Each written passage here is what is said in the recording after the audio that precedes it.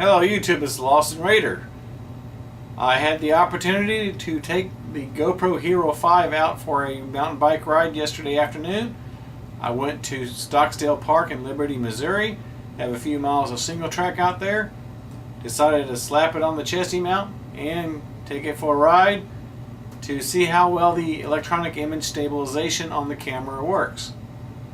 So I got some footage here I'll show you. Let's see how it works, and I'll be right back to give you my opinion and what I think about the camera so far. Alright. Okay, there's a cut over here.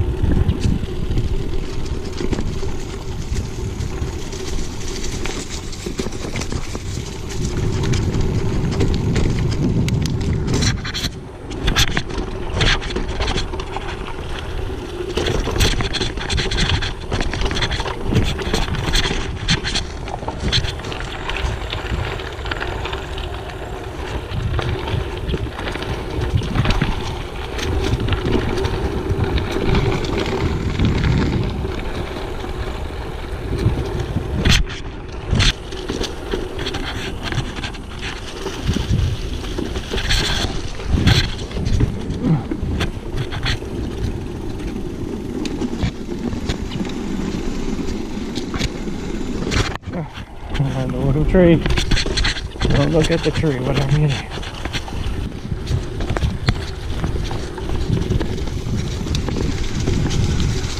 Whoa! Poopy. Oh, that was close. GoPro marked that. Oh, that's a kicker. I almost poo-pooed. Almost ate the poopy. Sorry for cussing you on. That was a close one, Lord. Oh. GoPro, stop recording.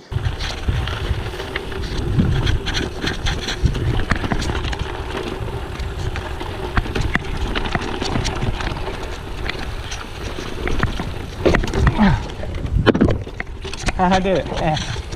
Yeah.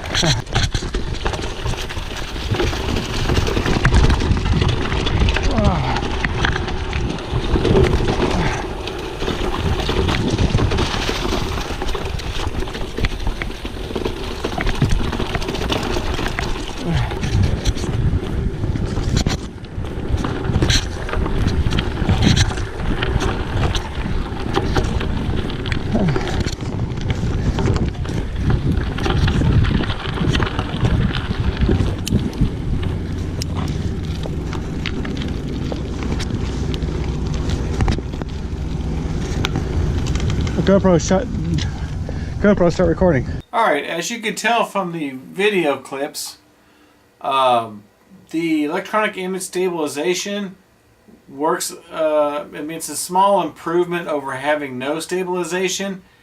However, I did notice some image artifacting, so it's kind of like you can tell there's there's a little wobbly with the image, so you can tell the camera is doing something software-wise to the image to make it stabilize. It's not as good as optical image stabilization. So, I mean, it'd been awesome if GoPro would have had optical image stabilization on the camera, but in my opinion, there's no excuse not to have it because there's cell phones that have optical image stabilization. So, for them not to have it on this camera, to my opinion, it's inexcusable. Especially, with the 5th generation of GoPro. This is not like their first GoPro they ever released. It's far superior. Sony action cameras do have optical image stabilization, and the main reason why I did not go Sony is because the form factor of the camera. I like the camera that sticks out like this. So it's not very good for chest mounts, and plus it's a 1/4 by 20, which it's just not good for that type of mount that I need it for. So obviously have to go with the GoPro. There's two main, the Hero 5 and the Garmin Verb 30. They both use electronic image stabilization, so the image probably would have had the same kind of artifacting, warping. You can tell because it's all done by software. It's not anything hardware-wise on the camera. It's all done by software. And for those who may not know how electronic image stabilization works, you notice that the camera only supports it up to 1080p, even though it shoots at 4K.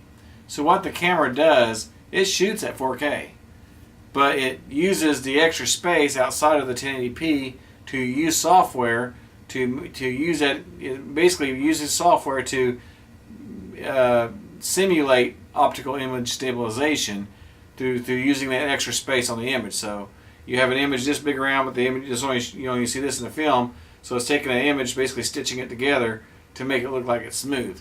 It's not perfect by far. I mean, optical image stabilization would have been a lot better, and also would allow the camera to use the full 4K resolution. So I guess with the Hero 6 we'll probably see that, hopefully, if GoPro is paying attention. But my opinion, it should have been on this camera. It would not have cost that much extra to put the technology there. It's already existed. In fact, cell phones have far smaller sensors, and they have them on there. Some of them do. Not all of cell phones have them, but there are cell phones that do have optical image stabilization.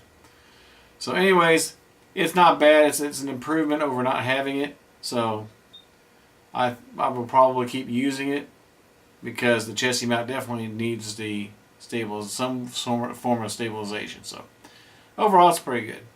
So that's it. Lawson out.